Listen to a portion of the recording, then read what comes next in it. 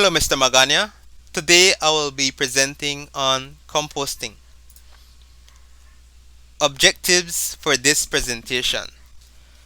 To define and discuss the term composting, how long does it take, what I should not put in my compost versus what I should put in my compost, the ingredients necessary for it to happen, and how to compost, in which I will be showing you guys my very own composting experiment I did at home later in this presentation.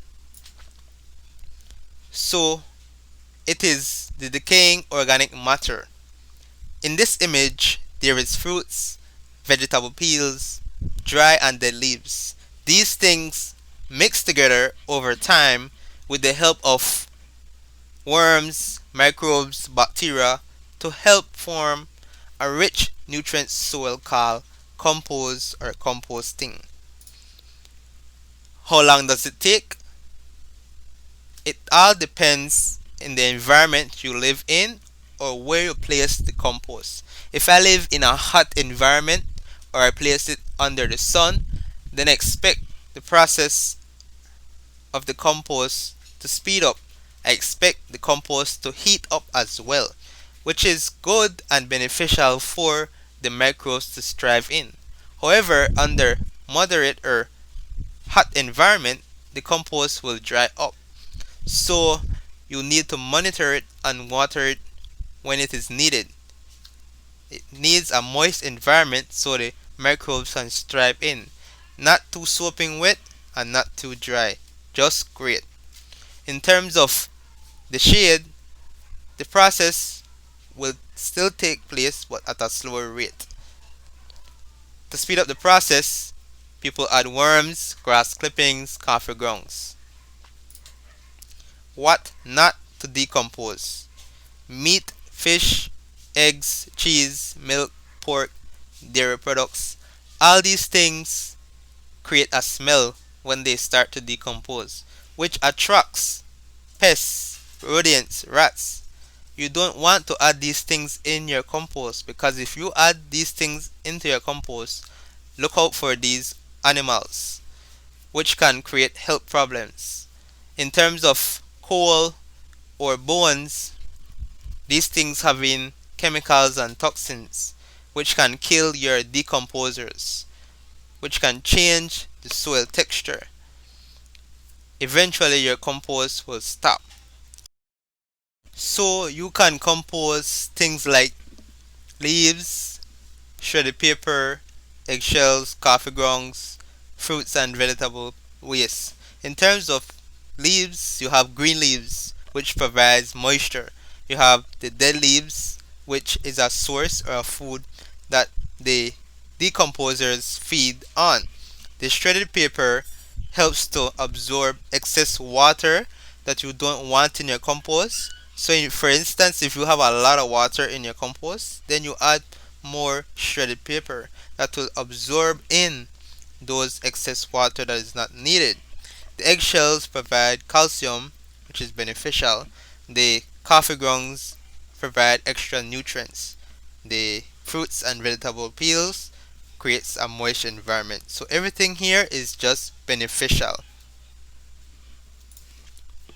In terms of the ingredients, you have nitrogen, carbon, dirt, water, and air.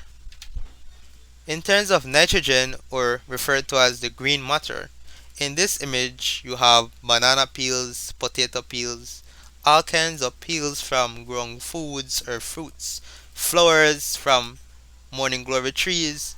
All these things are beneficial because they create an environment that is moist and they heat up the compost, which is good for your decomposers to thrive in.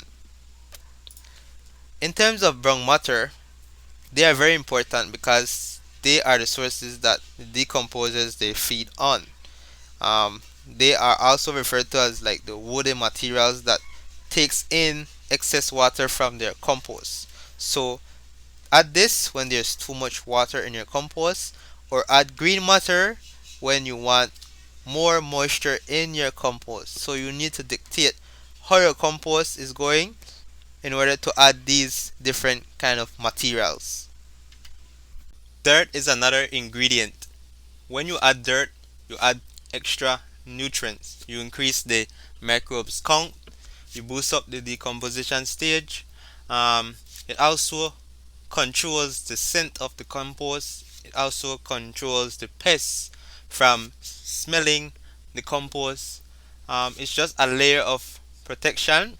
However, when adding these layers of soil, don't add it too thick because you need air to flow through. The microbes need air to break down the organic matter. Speaking of air, we all need it to survive. Just like the microbes, they use it to break down their organic matter, and they trap it within the spaces of the compost. Because they produce so quickly under ideal conditions, the microbes may deplete the available oxygen through their activity. So they need a continuous flow of energy for the decomposition process to occur. Water. It is needed for a moist environment, not where the compost is too dry or it is too soaping wet. You don't want an environment like that. Just moist so the compost can strive in. Too much water will prevent the air from circulating. You don't want that. So if you're going to water your compost, it's advisable you water it every 3 to 7 days. My compost.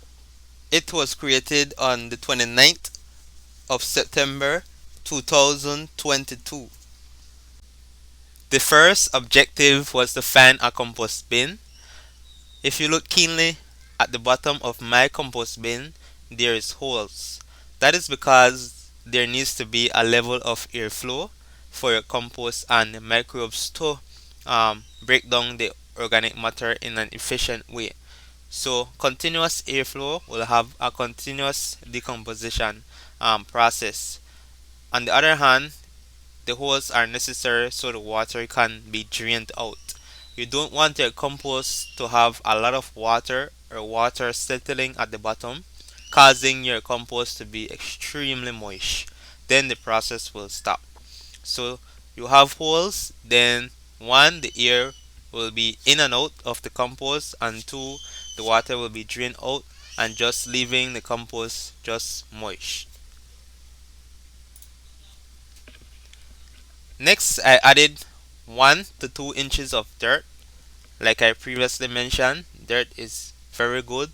It adds nutrients, it adds the counts in terms of the microbes. It controls the scent of your compost. So add these dirt to your compost. After that, I added worms. Worms is not harmful to your compost.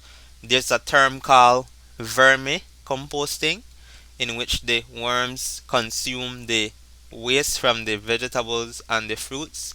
They digest it in their system, and as that is being digested, it turns into organic matter, and the organic matter decomposes, and when it decomposes, it exits through their tail, and it is referred to as a term called compost. So overall, worm is good for your compost. I've added coffee grounds. Coffee grounds is not a harmful source. It has good texture. Mixing this with your soil only will make the soil better. And this is another source that people use to um, put things in their compost. It adds more nitrogen, which the microbes need. After I have added my coffee grounds, I've added my green matter. In the image, you can see there is green leaves, cucumber skins, potato skin, banana skin, and flowers. All of these things heats up your compost and make your compost environment or the soil moist, and that is a key factor for your compost to strive in. Then I add my brown matter. The brown matter is a food source for the microbes to feed on. The brown matter absorbs the water when your compost is extremely moist. You add these and it will take in those excess water that is not needed for your compost. Also, keep in mind that when you're adding green and brown matter, there needs to be a balance between both of them. So try to keep it balanced when you're making the compost. I've added eggshells. It provides calcium, which is good. If you notice in the image, I crushed the eggs. That is because it is better and it will help faster the decomposition process instead of breaking down the whole egg. After I have added my green and brown matter, I place 1 inch of dirt on top of them. Keep in mind that I did not place thick layers of soil because thick layers of soil will prevent air circulation and prevent the air from flowing into your compost. I then water my compost. The compost need a moist environment. It should not be too dry, nor it should not be too soaping wet. So water your compost to time and monitor when it needs to be watered. I watered my compost every 3 to 4 days, depending on how the sun is hitting my compost or how the environment stands in terms of its temperature. I collected the drain water and reuse it back into my compost bin because the water that comes out into the bin that collects the water has nutrients and that can be used to better your compost. I place it in the sun because the sun will speed up the process. It will heat up your compost. So I needed to monitor my compost because I knew the sun would speed it up but also dry it up. So I monitored it and it was watered to time. These two images here are showing my first composting result. These pictures were took October 12, 2022. On the right hand side, you can see me mixing the compost. That is because I was getting the heat from the center or the middle of the compost to the outer side of the compost. I actually felt the heat within the compost. So that tells me that I was going into the right direction. On the left hand side, you can see the actual composting result. It is moist and the materials, what I've noticed, started to lose their composition during the decomposition process. This image is showing the second outcome of my composting assignment. The picture was took October 23rd, 2002. If you compare the first result to this one, you've noticed that the material size has shrunk and the color has changed dramatically. Here's a video on YouTube displaying how the compost actually looks.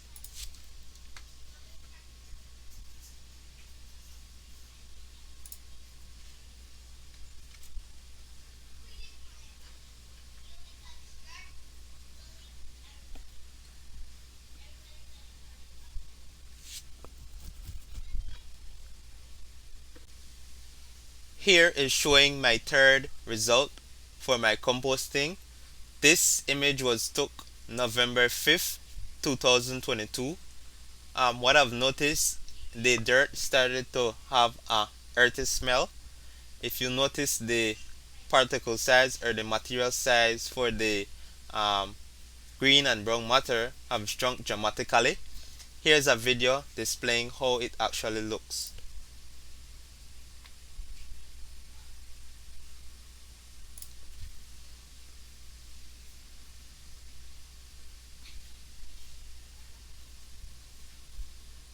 So you can see there's a lot of things that has decomposed.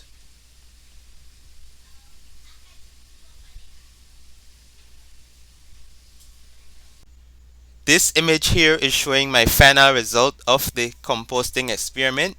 It was took November 17th, 2022. As you can see, the dirt is very clean and fertile. Here's a video displaying this final result.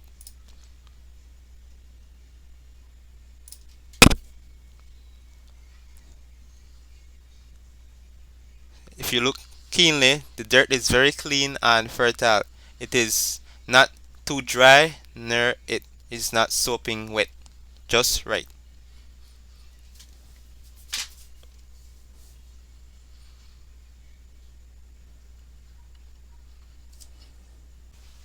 Conclusion. The breakdown of green and brown materials is known as composting. Composting requires the following elements: air, water, dirt, carbon, and nitrogen. Meats, cheese, chicken, and coals are not compostable because they attract pests or contain chemicals that may interfere with the composting process. Compostable materials include leaves, shredded paper, eggshells, and fruit and vegetable waste. The results will vary depending on where you live or where the compost is being done, because decomposition occurs faster in hot areas than in shaded areas. It took 49 days to complete my composting experiment. The composting process began on September 29, 2022, and the compost was finished by November 17th, 2022. Now my compost is ready for conditioning the land and ready to be used for plant growing. Thank you for watching.